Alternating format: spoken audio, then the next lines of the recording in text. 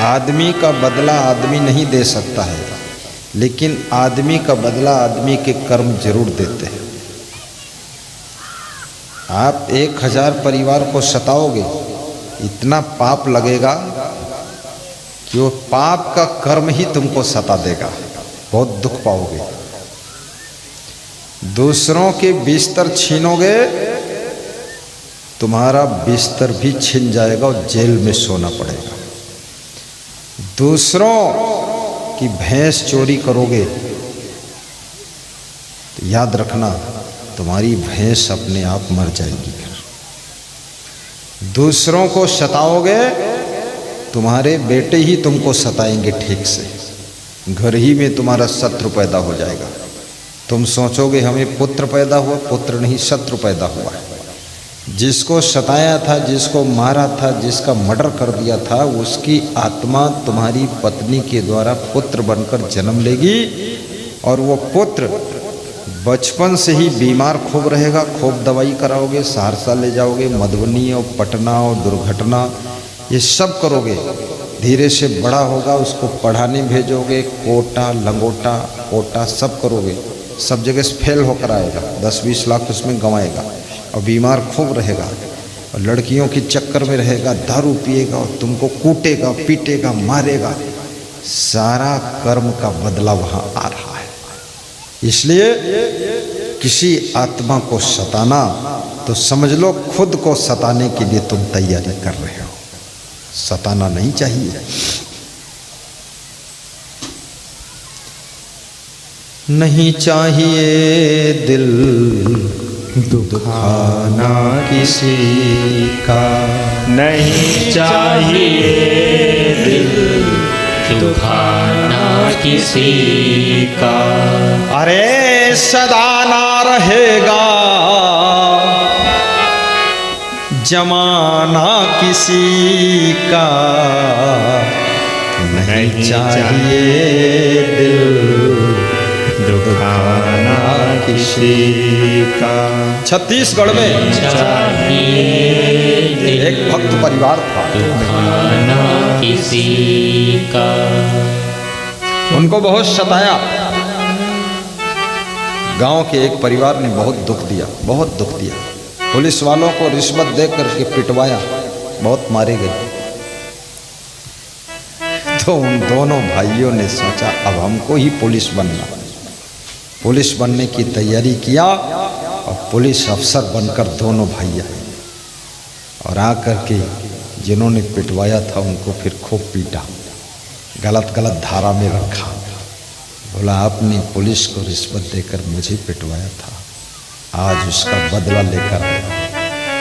लेकिन तुम ऐसा भी मत करना, ये तुमको करने की जरूरत नहीं, क्योंकि उनका कर्म ही उनका बदला ले लेगा। तुम क्यों फालतू मेहनत करोगे? बिल्कुल नहीं। सुग्रीव को सताने वाला बाली सुग्रीव के कारण ही मारा जाता है। विभीषण को सताने वाला रावण विभीषण के कारण ही मारा जाता है। नाभि में अमृत है ये बताने वाला कौन है? उसका नाम विभीषण है, उसने बताया। इसलिए परिवार में कभी तनाव मत पैदा करो, परिवार में विरोध मत पैदा करो। गांव इसलिए बसाया जाता है कि हम सब गांव के लोग एक दूसरे के सुख दुख में साथी बनेंगे, इसलिए गांव बसाया जाता है, इसलिए हम गांव में रहते हैं। गांव इसलिए नहीं बसा है कि हम एक दूसरे को दुखी करते रहेंगे, एक दूसरे को सताते रहेंगे, एक दूसरे को पछाड़ते रहेंगे। नहीं नहीं, एक दूसरे की हेल्प के लिए गांव होता है। ईर्ष्या द्वेष से ऊपर उठो, राग द्वेष से ऊपर उठो, कलह कलेश से ऊपर उठो, जलन से ऊपर उठो।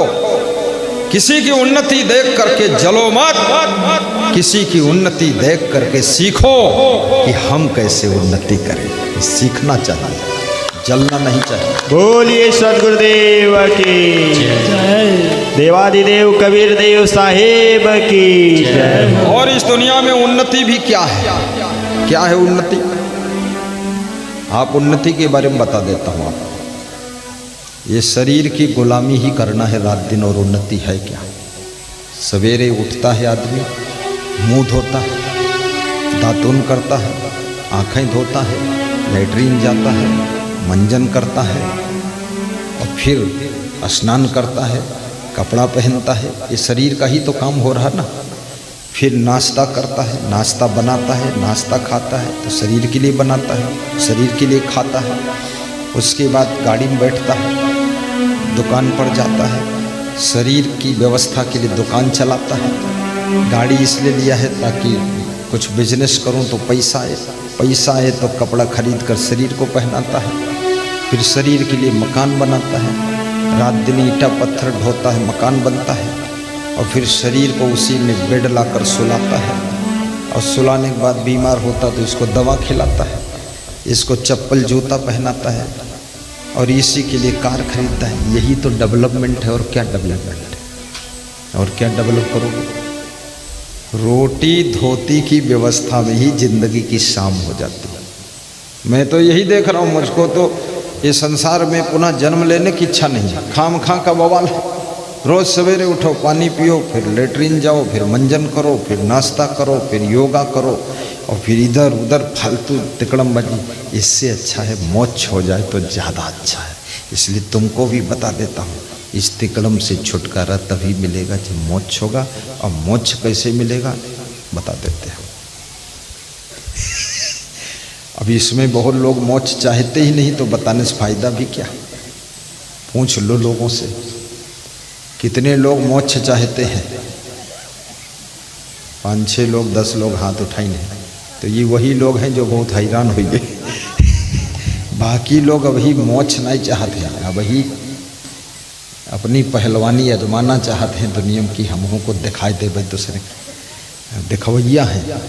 जिनका दिखवैया है वो दिखैया नहीं है, वो खुद ही दिखवैया है तुमका, और तुम उनका दिखवैया हो गया। हम दिखाए का मानी जरूर, वही कहा थे हम दिखावे नहीं करीब, हम खुद ही तुमका दिखाई देवे। तो सब एक दूसरे को दिखावे में हैरान है, मोक्ष ही नहीं चाहते। मोक्ष कौन चाहता है? इच्छा नहीं।